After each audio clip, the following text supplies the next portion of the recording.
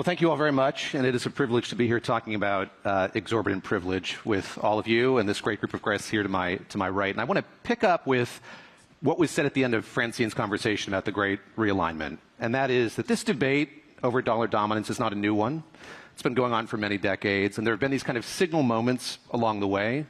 I think at the advent of the euro, China's efforts to get included in the SDR and internationalize its currency, global financial crisis, COVID, the list goes on and on. Jenny, I'll start with you. I'm just curious, does this moment, when you think about the primacy of the dollar, feel notionally different than those? Look, dollar dominance, I always come back and say, well, where else are you going to go, right? So start with that. And, you know, if you think about the reserve currency, you're looking for stability, you're looking for strong economies, you're looking for a trust. You have to have a free-floating currency. Capital, you know, you can't have a lot of capital controls. So I don't think there's a question about the dollar dominance. I think there's a question about how much it gets chipped away, right? And you definitely see that. And you see that. And honestly, I actually think there's a lot of discussion about how tariffs and can you trust the U.S. has impacted it. But I actually go back to, in talking to some central banks, you know, when Russia invaded the Ukraine and the U.S. froze assets of Russia in U.S. dollar, there was this, oh, this could be us. And so I actually think it started a little bit there where people said, okay, we need to start to diversify this a bit.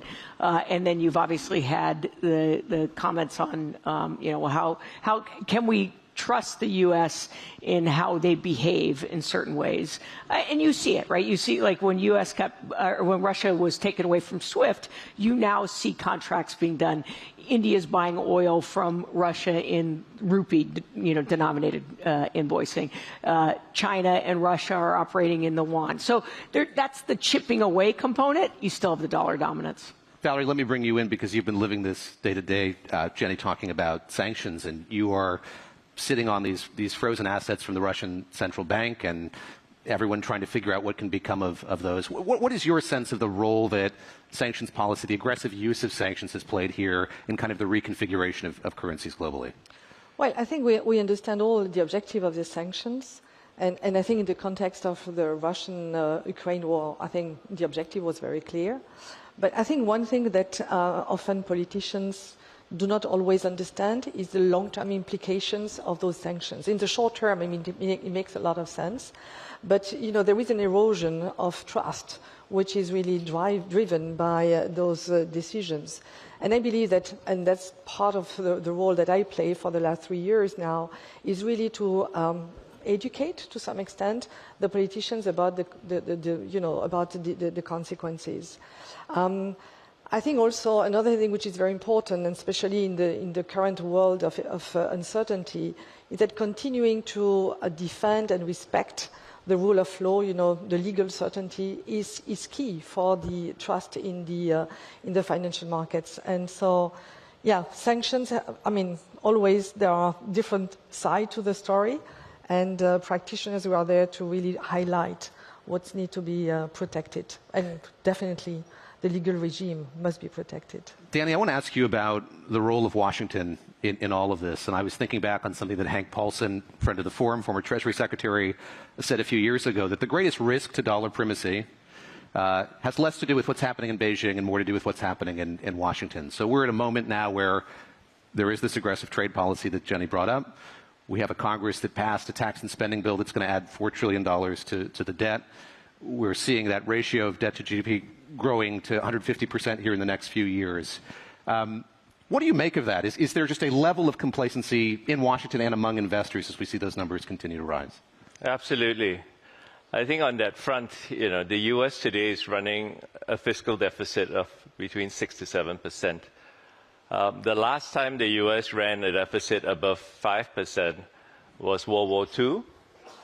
And then it was the GFC in 08-09, and then COVID, right? But today, the CBO estimates that the U.S. deficit will be above 5% for the next 30 years, with the S&P close to lifetime highs, with the U.S. close to full employment, 5%, right? So, you know, to your point on, are they pushing the limits? You know, it's one thing that would be, of course, you know, worth discussing. But I guess the alternative is, what choice do they have?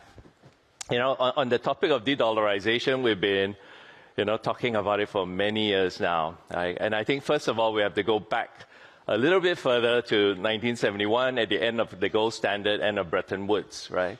And I think it's kind of boring to go so far back, but you kind of just need to set the stage, right? So back then, the U.S. government debt at that time in 1971 was about $380 billion. I mean, that amount is like the one-day mark-to-market swing of the, you know, Mag 7 and the stock market. Like 380 billion. Today, it's 38 trillion, as we all know. It's grown 100 times in the last 54 years. And coincidentally or not, gold prices at that time was $40, and today it's just over 4,000, also 100 times. Right. But like I said, 54 years ago, kind of boring. So let's bring it closer. So 10 years ago, you know, and I think you can see de-dollarization from this point. The IMF data, you know, basically about the composition of official foreign exchange reserves, said that the U.S. comprised 66% of all reserves globally 10 years ago. Today has fallen to 56%. Where the euro has gained 2%, China has gained 2%, the yen has gained about 2%. And also 10 years ago, the dollar index, which is a measurement of the US dollar strength, was at 99.5. Guess where it is today? 99.5. It hasn't moved, right? So on that basis, you'll be like, hey, you know, there's no de-dollarization, even though the weights have come off, but the dollar hasn't weakened somehow. But that's one part that is missing. This FX reserves that we're talking about doesn't include gold. If you add gold to it, using the numbers from the Gold Council, you know, of reserves, then 10 years ago, the dollar component, including gold in the whole basket, would have been about 57%, and gold would be, what's that, 13%. Today, the dollar has fallen to 42%, and gold has almost doubled to now 25%. And if you look at the price of gold from 10 years ago, it was just over 1,000. Today, we're at 4,000. It's gone up 300%, right? So I'm saying that de-dollarization, or maybe to be more fair to the U.S., it's about a move away from fiat currency, right? Because it's about a competition of who's less ugly, right? I mean, like every country is doing a lot of, you know, basically the fiscal ill discipline that you talked about in Washington. It isn't just confined to the U.S., right? It's confined to many of the Western nations. Valerie, on that point, how competitive environment are we in right now? Again, there have been moments in the past where you've seen China take a more aggressive tack. Perhaps this is an opportunity for Europe, looking at what's happening in the U.S. Is it a moment of global competition, or is this a moment in which other countries are content to sort of watch the U.S. go down this path, see central banks changing the composition of their assets, and just see how this evolves? How competitive is the environment as you see it? So given the franchise that we have with central banks and the fact that we cover, I mean, the world with the financial institutions, we have some views on indeed some movements. But a little bit back to what has been said earlier this morning, I think it's more a gradual evolution, a gradual erosion of the dollar. There is no really very strong shift, but we do see that when, financial institutions are redeeming their securities in dollar, instead of replacing them by dollar securities as it was in the past, they start diversifying their portfolio. And also when I was traveling to Asia last year, Europe was always an anecdote. Now Europe and the capital markets in Europe start to become again back on the agenda of the financial institutions in Asia. What we also see, and that's also a movement which is very gradual, in the past when investors in Asia were going outside the domestic markets, usually they were going to the US market first and then to the Western world. Now we do see that there are more and more investment flows within APAC countries. So when they get out of their economy or the country, they go closer, and not necessarily to the dollar. So I wouldn't say that dollar is, completely losing and there are a swing, but there is a gradual, revision of the portfolio allocation.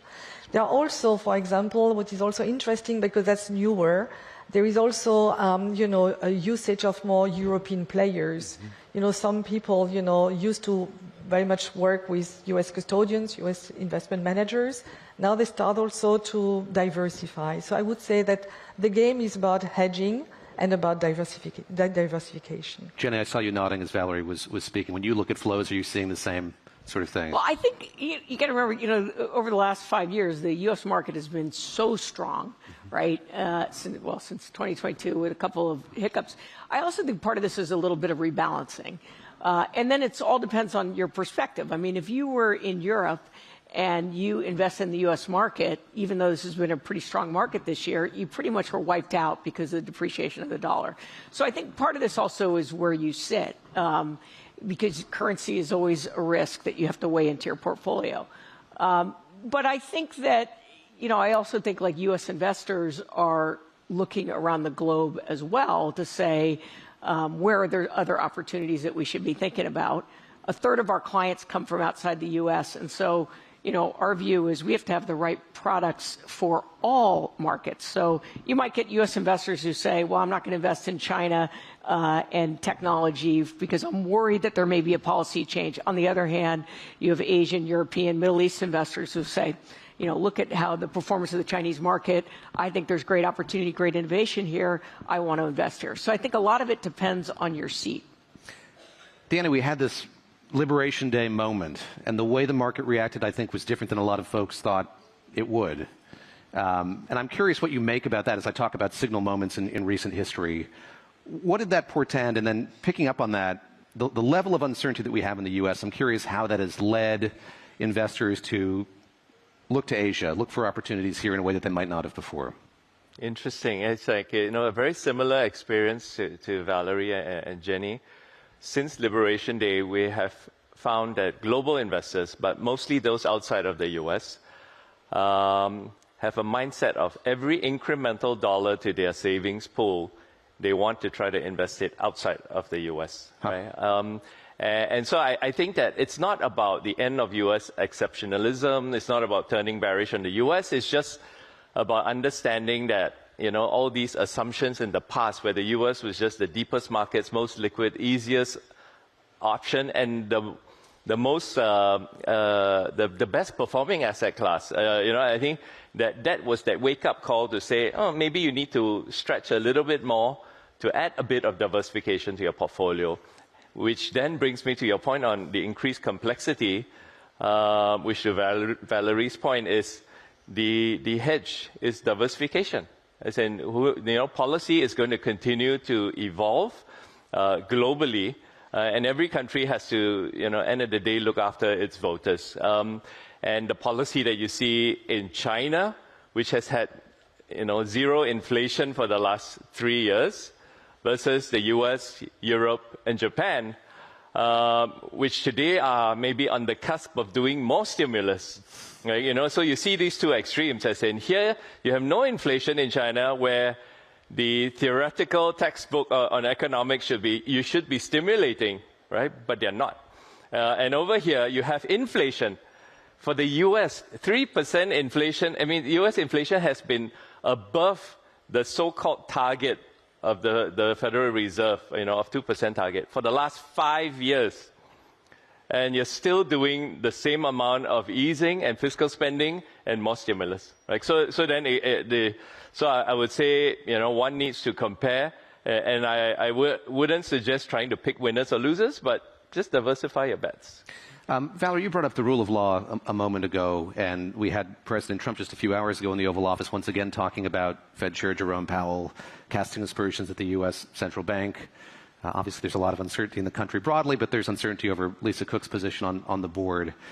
What do your clients say about that the U.S. had been this bastion of having a very rules-based order when it came to central bank policy and others? Now that's eroding. How much does that weigh on them? How much is that a part of the conversations that you're having? Well, I think it's definitely an area of concern because, indeed, for 60 years or 80 years, the markets have been driven by, very certain legal regime. Really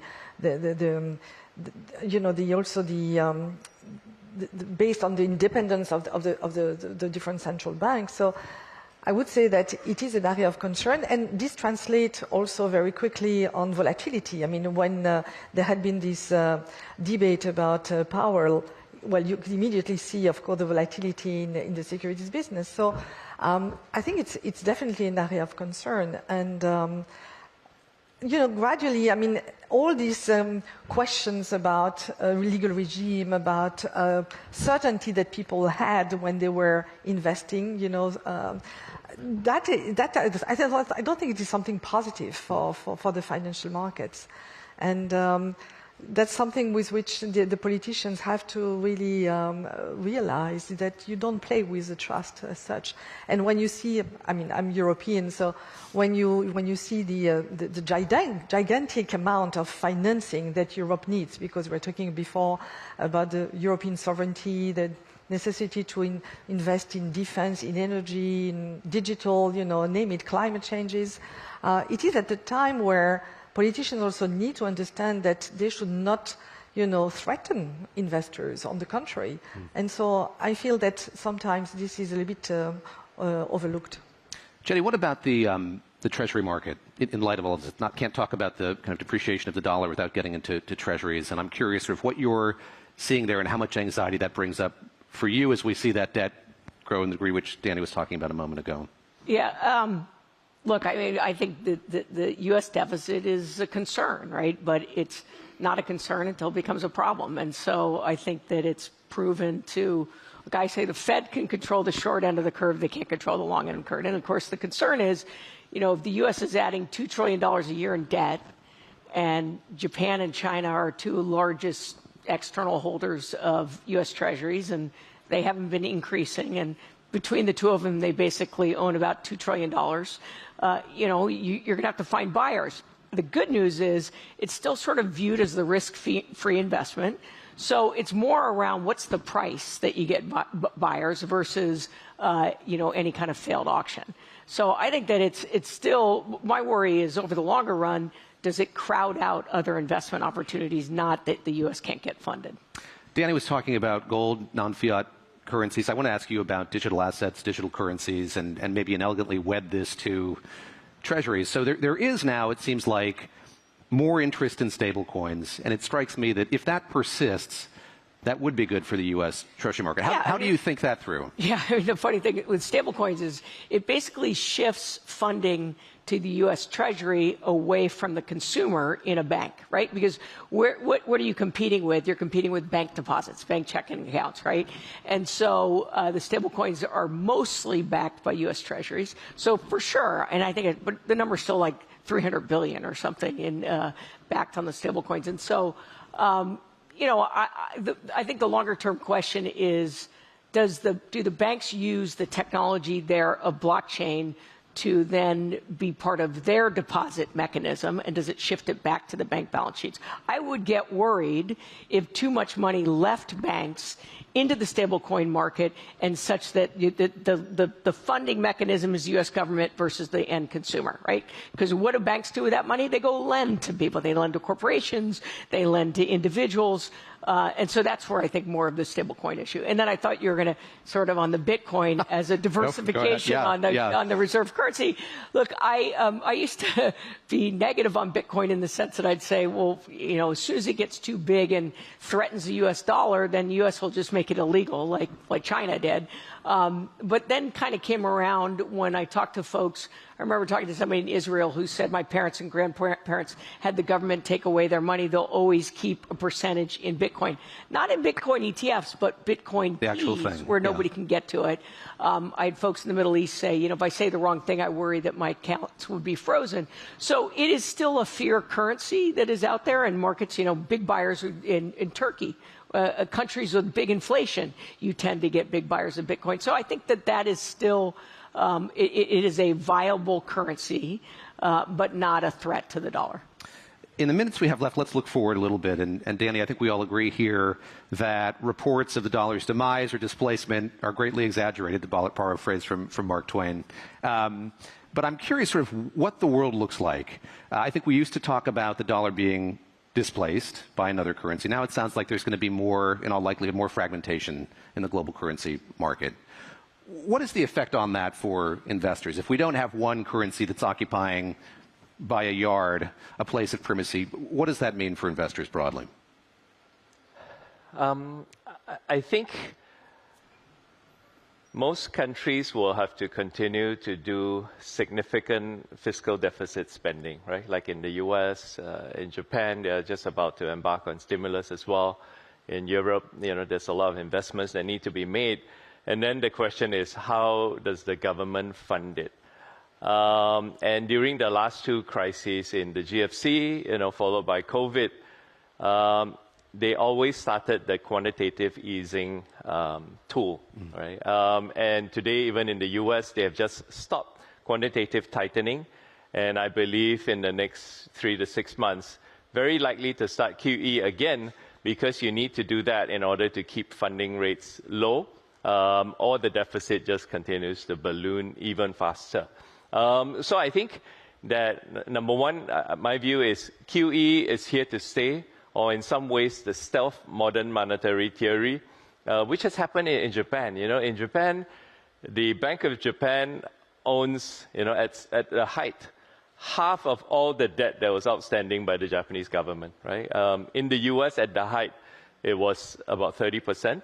It's fallen to about 13% right now, but it will go back up, right? So, and this means that ultimately you don't want to be keeping your savings in fiat, that you want to invest in something that has any form of scarcity, right? So it could be gold, it could be Bitcoin, it could be, high-end real estate and equities as well, right? And so I would say, again, for me, the long run is most governments will have no choice, especially if we have more job disruptions down the road, with technology. Then you need more, essentially, universal basic income. And to fund that, you need to print. Let me ask each of you a question about exorbitant privilege. And I go back to what the foreign minister said this morning, that the U.S. has played this role of kind of beneficent hegemon for a very long time.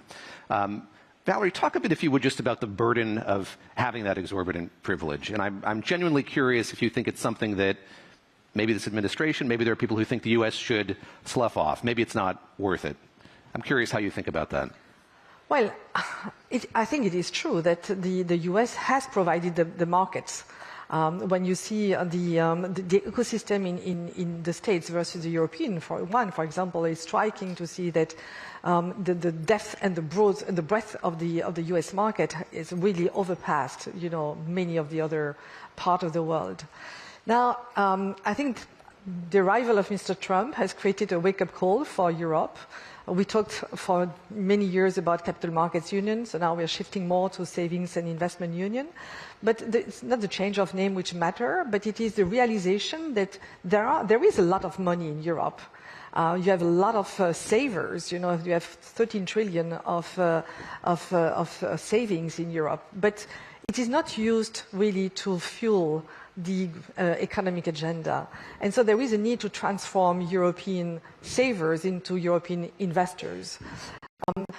I think that's crucial for the European autonomy, but it will certainly require some time, because there is a change of market organization, there is a change of society, there is a necessity for a financial education. So unfortunately, I think that it will take some time. But I believe that going forward, you will have more and more, regional pools, but it will still be important to continue to interconnect these different pools of liquidity, because that's also how the economic, growth is about, So, Jenny, picking up on that, I wonder if you could make the case for dollar dominance at a time when I think that there are people in Washington who don't understand it fully.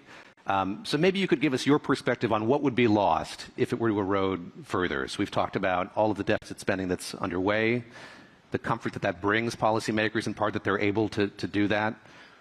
Were it to vanish, what would that mean? Why is this something that policymakers in Washington should be fighting for at a moment when it seems like there is erosion? Well, first of all, it's cheap financing of our debt, which is, Sure and simple. I mean, yeah.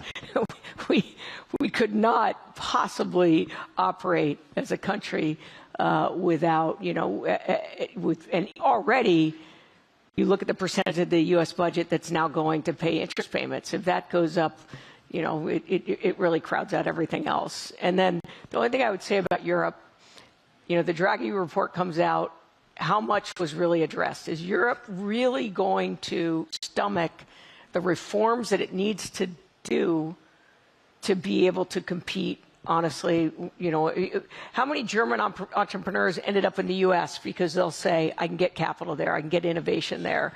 It's not that the talent isn't there, it's just that the market isn't there and the mechanism and the regulatory environment isn't such that people can be successful there. And so if you look around the world, I mean, it's really U.S. and China that has the great innovation that's happening. But let me still be hopeful. You can still be hopeful. And every European I talk to is like, yes, but. And I'm like, yeah, well, show me one. That's staying there. And as European player, we are trying to do all our bit, so. But it's still a fragmented market, which is what's difficult. Daniel, I'll give you the last word here. I started by asking these two guests just about the moment that we're in. How do you see the stakes of this moment and where things are headed from here? I think you have to contrast the lack of inflation in China or deflation versus inflation in the US and the rest of the world. And take a step back and see that it's ultimately about political will, right, in terms of what the government wants to achieve. That China has no inflation because they took active action to deleverage 3 years ago. Not great for capitalists, but actually good for the general population. And now the question is, does the West have that same will to bring down deficits, to bring down inflation? Or, the most likely easy out, politically easiest option is to just keep printing money. On that note, thank you all very much. I appreciate it. Thank you.